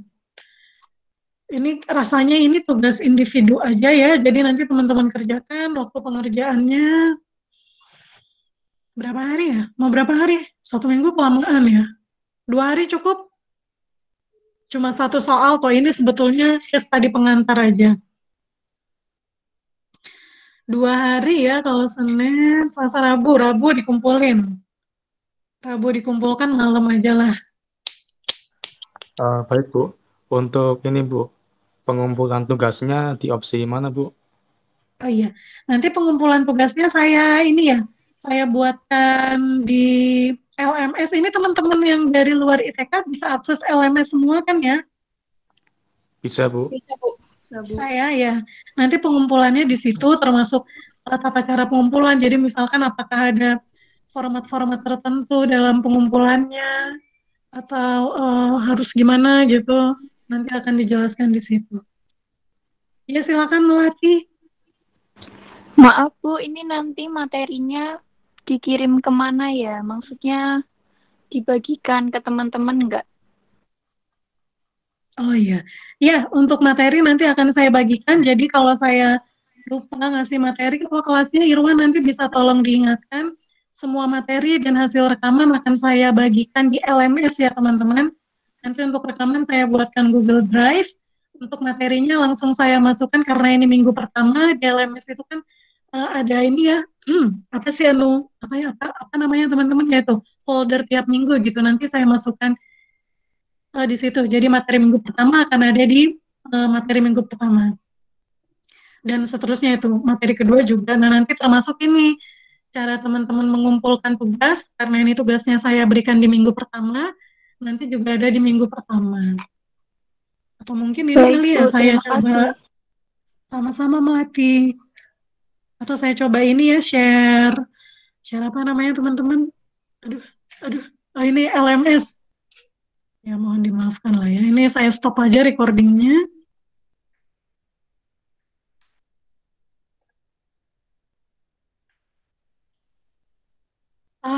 Adakah yang masih kesulitan absen?